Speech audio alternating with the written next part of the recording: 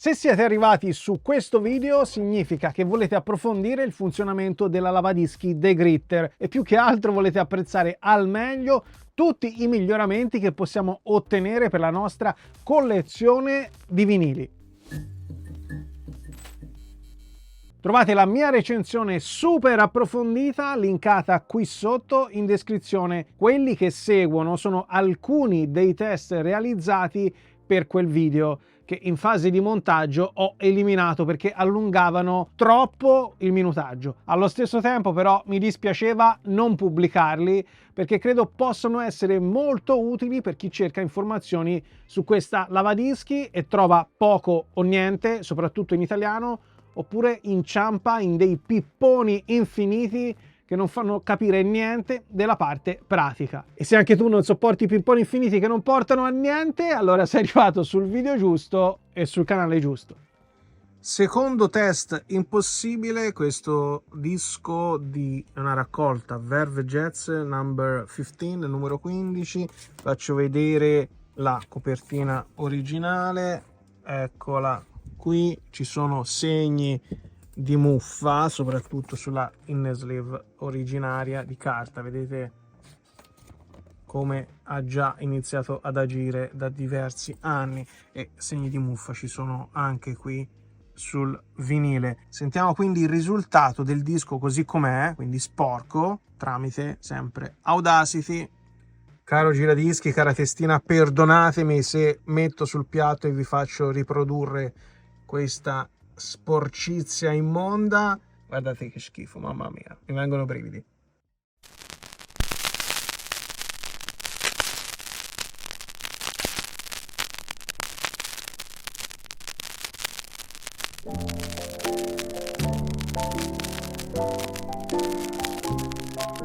Come lo laviamo questo disco? Beh, il programma standard da 5 minuti e 45, quello insomma proposto da The Gritter, poi vi ho fatto vedere che si può personalizzare. Questo qui non basta perché il disco è veramente sudicio, quindi cosa dobbiamo fare? Innanzitutto, secondo me, naturalmente, poi ognuno quando l'acquisterà, se l'acquisterà, proverà tutte le combinazioni possibili.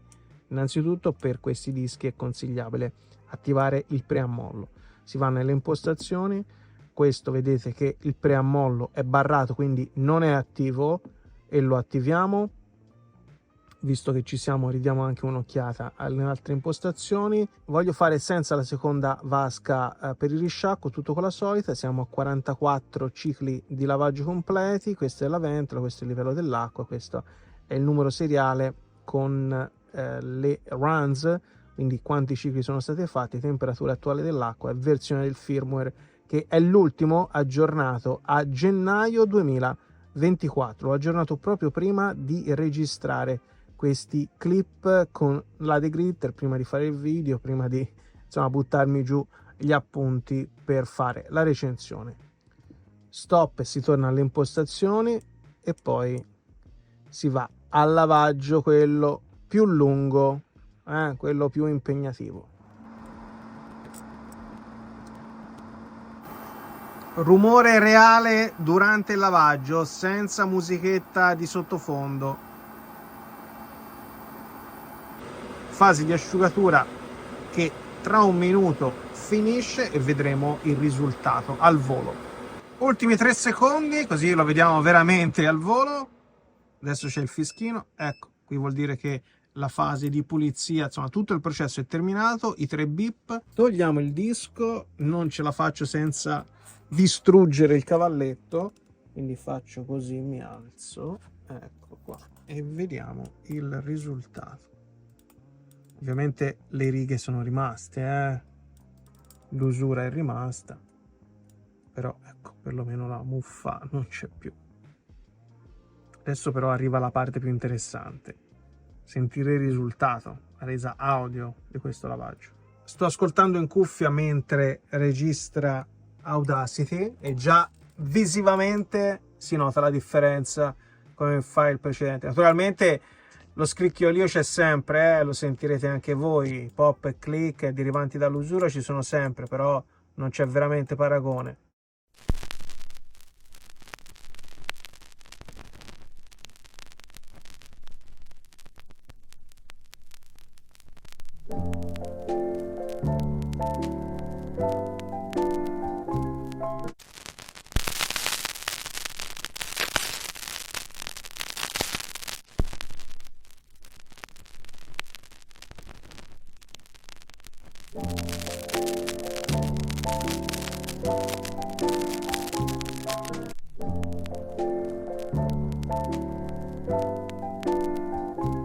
Se ti sta piacendo questo video lascia un like, ci vuole un attimo e mi fa capire che ti interessa la serie sulla manutenzione del vinile. E a proposito, se vuoi che la serie vada avanti con altre prove, altri lavadischi e confronti con il lavaggio manuale, inizia il tuo commento con #VMClean, tutto attaccato.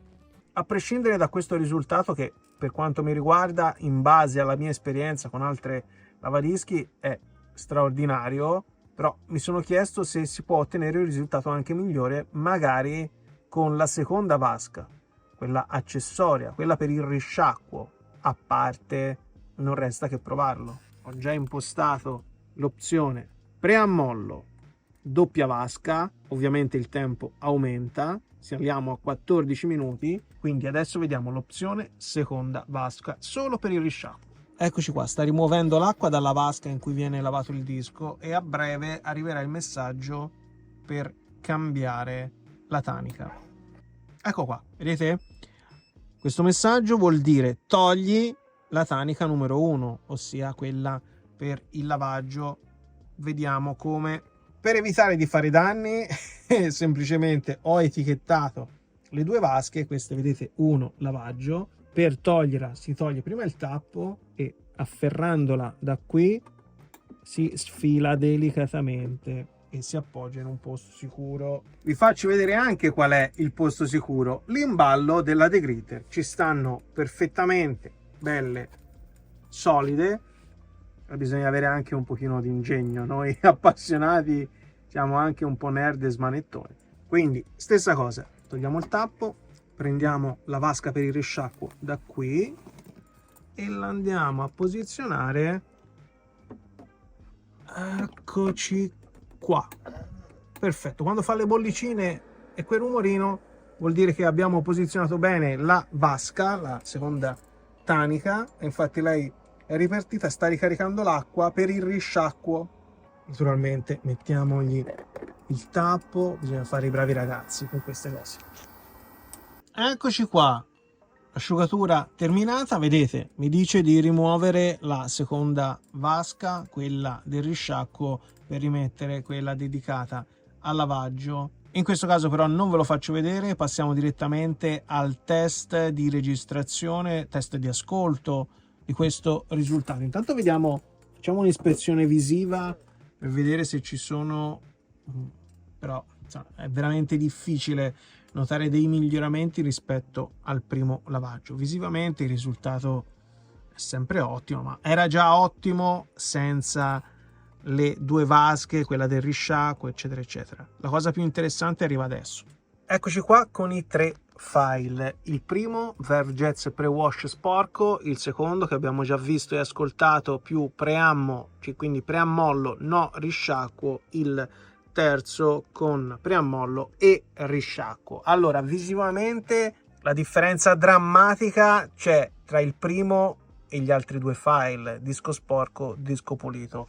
Tra secondo e terzo file, che sono disco post lavaggio con, anzi senza e con risciacquo, visivamente non si apprezzano grandi differenze. I click sono rimasti, i click derivanti dall'usura sono rimasti nelle stesse posizioni, vedete, e si fa difficoltà a percepire un distacco importante tra i due file, però magari dal punto di vista sonico abbiamo qualche sorpresa. Me lo chiedo perché sono curioso anch'io di scoprire il risultato. Ascoltiamo.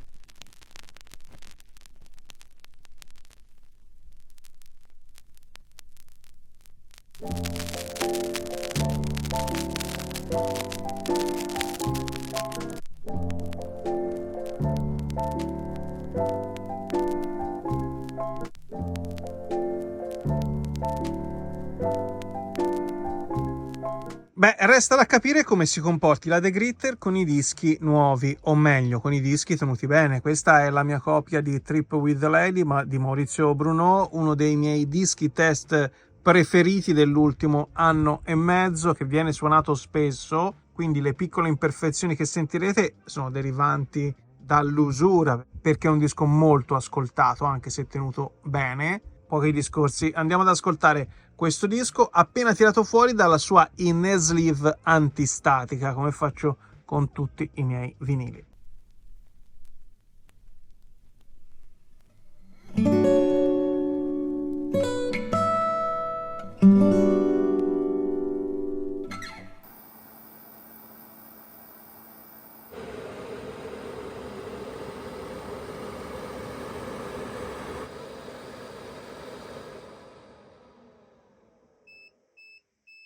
Pronti. Post lavaggio, se non abbiamo un microscopio non notiamo differenze, perché il disco, come dicevo prima, è tenuto bene nella sua in sleeve antistatica, quindi dal punto di vista estetico non ci sono grandi differenze. Andiamo ad ascoltare se ci sono differenze dal punto di vista sonico. Anche qui stesso discorso, abbiamo il file Bruneau pre-wash e post-wash. A primo impatto visivamente non notiamo grandi differenze, ma ripeto, si partiva da un disco tenuto bene nella sua in sleeve antistatica e che ha subito semplicemente un lavaggio di manutenzione. Beh, in realtà un lavaggio per un test, perché non aveva bisogno di essere lavato. Ascoltiamo se ci sono delle differenze sostanziali. Non credo assolutamente, però andiamo ad ascoltare nel dettaglio, ovviamente in cuffia. Questi test vanno fatti in cuffia perché in audio ambientale non ci accorgiamo di niente. Sono differenze talmente minime, a parte per il disco di Renato Zero, che in audio ambientale non percepiremmo alcuna differenza. Sentiamo un po' e poi vi dico la mia.